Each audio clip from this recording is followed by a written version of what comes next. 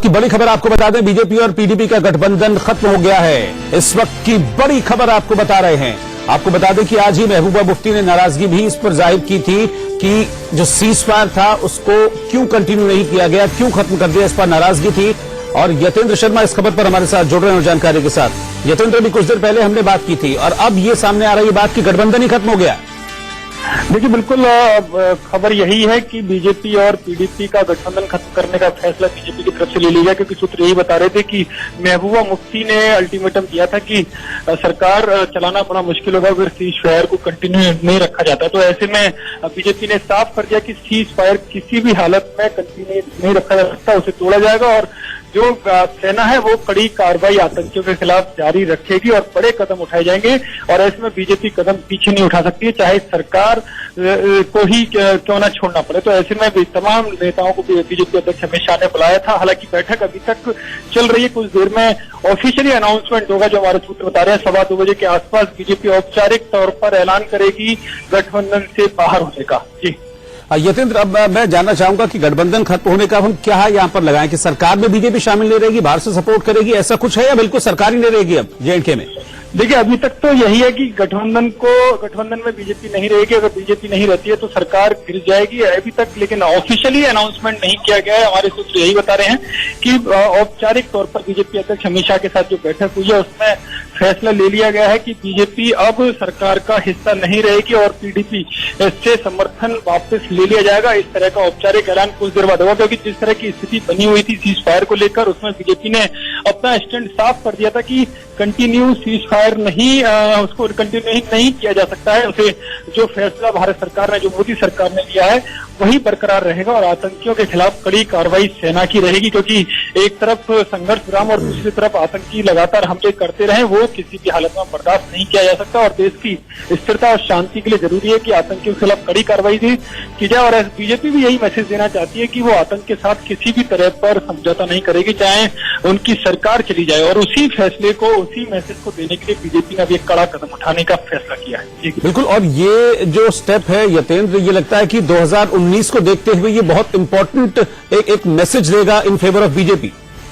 लेकिन बिल्कुल 2019 में ज्यादा समय नहीं रह गया, तो ऐसे में ये एक कड़ा मैसेज देने की बीजेपी की तरफ से कोशिश की जा रही है कि जहां तक राष्ट्र हित की बात है, जहां तक देश हित की बात है, तो ऐसे में बीजेपी केवल सरकार के मुंह से नहीं बंधी रह सकती है। और जहां इस तरह से समझौते की बात आएगी तो बीजेपी किसी भी तरह का कोई समझौता न करेगी, चाहे उसके लिए उसे सरकार से ही क्यों न उठना पड़े, सरकार ही अपना कह सकते हैं सरकार से बलिदान ही क्यों न देना पड़े। तो उस तरह का एक मैसेज यहाँ पर अब देने की कोशिश बीजेपी से की जाएगी, क्योंकि बीजेपी को लगता है कि अगर महबूबा के दबाव में अगर इस मौके पर आते हैं तो पूरे देश में इसका खासा नुकसान, सियासी तौर पर खासा नुकसान बीजेपी को उठाना पड़ सकता है। तो ऐसे में जरूरी है कि सरकार का मुंह ना रखकर उससे पीछे कदम हटा लिए जाए, चाहे सरकार गिर जाए, लेकिन बीजेपी अपने स्टैंड पर अड़ी रहेगी।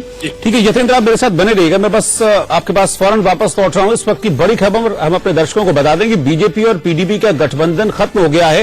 हालांकि इसका औपचारिक ऐलान होना अभी बाकी है। अमित शाह की जम्मू कश्मीर में जो बीजेपी कोटे के मंत्री हैं, प्रदेश अध्यक्ष, उनके साथ एक मीटिंग चल रही है और हो सकता है कि अब से कुछ देर में इस बात का औपचारिक ऐलान कर दिया जाए कि बीजेपी अब पीडीपी के साथ जम्मू कश्मीर में गठबंधन में नहीं रहेगी। हालांकि इस बात के संकेत अब से कुछ देर पहले कविंद्र गुप्ता, जो कि डिप्टी सीएम हैं, उन्होंने इस बात के संकेत दिए थे कि ऐसा कुछ हो सकता है। उन्होंने कहा था कि 2019 का जो चुनाव है वो हम अकेले लड़ेंगे, वो हम किसी के साथ गठबंधन में नहीं लड़ेंगे। ये चीज उन्होंने बिल्कुल क्लियर कर दी थी। यतेंद्र लगातार हमारे साथ बने हुए हैं। यतेंद्र, तो ये माना जाए कि मतलब बीजेपी शायद इस बात का मन बना चुकी थी और शायद आज जो बीजेपी कोटे के मंत्रियों को बुलाया गया, डिप्टी सीएम आए, प्रदेश अध्यक्ष आए जम्मू कश्मीर बीजेपी के, शायद सलाह मशवरे के लिए आए थे अमित शाह के पास।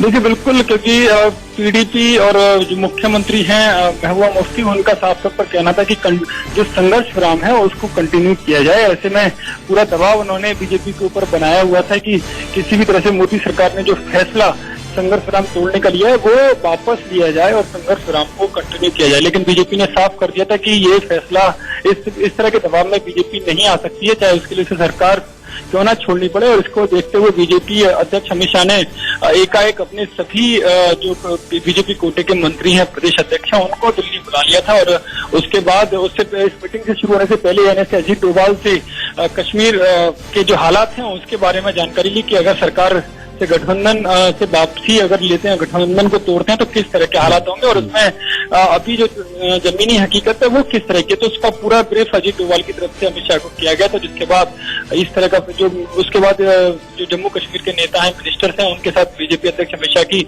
12 बजे से लगातार मीटिंग चल रही है और खबर यही आ रही है कि अब तमाम स्थितियों को देखते हुए और एक कड़ा मैसेज देने के लिए, क्योंकि 2019 में अब ज्यादा समय नहीं रह गया, तो ऐसे में कड़ा मैसेज देने की जरूरत थी। उसको देखते हुए अब बीजेपी अध्यक्ष अमित शाह ने अपने तमाम जम्मू कश्मीर के नेताओं के साथ बैठकर यह फैसला लिया है कि अगर महबूबा ठीक है यतेंद्र, आप मेरे साथ बने रहिए। मैं इस वक्त जम्मू की ओर रुख करूंगा। अजय जंडियाल मेरे साथ इस वक्त जम्मू से बने हुए हैं। अजय, एक सख्त स्टेप की जरूरत थी क्योंकि लगातार महबूबा मुफ्ती दबाव बना रही थी कि जो सीज फायर है उसको कंटिन्यू किया जाए, उसको लगातार जारी रखा जाए। लेकिन अब ये खबर आ रही है कि बीजेपी ने उसको अब गठबंधन तोड़ने का फैसला कर लिया है।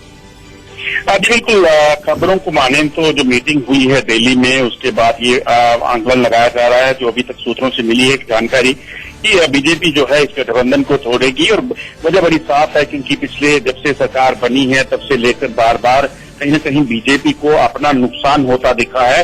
राजनीतिक नुकसान की बात करेंगे क्योंकि लगातार जिस मुद्दे को लेकर सरकारें बनी थी, कहा गया था कि हम ये जो नॉर्थ पोल साउथ पोल की पॉलिटिक्स है उसको तोड़कर हम सिर्फ डेवलपमेंट के काम के लिए आगे बढ़ेंगे। मगर उन मुद्दों पर ना होकर पीडीपी का बार बार प्रेशर बनता रहा, चाहे किसी भी। बिल्कुल अजय, ये जरूरी भी था क्योंकि जो 1 महीने का सीज फायर था, इस दौरान कितनी घटनाएं हुई। आप तो वहां पर थे, आपने एक एक घटना को कवर किया है। हमारे कितने सैनिक शहीद हो गए थे जो सीज फायर था उसमें हमने देखा था इस पीरियड के दौरान। देखिए बिल्कुल, कश्मीर में लगातार जो हालात बने थे, लगातार इस तरह से जो है आतंकियों की गतिविधियां तेज हुई, उसके बाद बार बार कहीं न कहीं पीडीपी का जो एक रुख था वो कश्मीर सेंट्रिक था कि वो अमूमन देखा जाता था। वजह बड़ी साफ थी क्योंकि पीडीपी का जो बेस है वो कश्मीर है और पीडीपी को उस अपने वोट बैंक कायम रखना था। उसकी वजह ये हो सकती है, मगर सीधा नुकसान उसका बीजेपी को होता था। राजनीतिक नुकसान की बात करें या सरकार के लेवल पे भी बात करें, उसी के मुद्दे के बाद जब ये मुख्य मुद्दा सीज फायर का आया, जब पीडीपी ने कहा कि सीज फायर होना चाहिए, केंद्र ने ये बात मानी और उसके बाद जब 1 महीने के बाद, रमजान के बाद इसे एक्सटेंड करने की बात आई तो उसे केंद्र ने सीधे तौर पे नकार दिया क्योंकि सुरक्षा एजेंसियों ने लगातार ये कहा कि इस सीजफायर को एक्सटेंड करने का मतलब और नुकसान हो सकता है, चाहे वो सुरक्षा बलों का हो, चाहे वो कश्मीर के आम नागरिकों का हो। ऐसे में इसको एक्सटेंड नहीं किया जा सकता और पीडीपी की तरफ से इस मुद्दे को लेकर दबाव बनाने की कोशिश की गई थी लगातार पीडीपी की ओर से, लेकिन इस दबाव को मानने से, किसी भी तरह के दबाव को मानने से इनकार कर दिया। आप दोनों को बहुत बहुत शुक्रिया हमारे साथ जुड़ने के लिए इस खबर पर। तो बीजेपी का गठबंधन जम्मू कश्मीर में टूट गया है।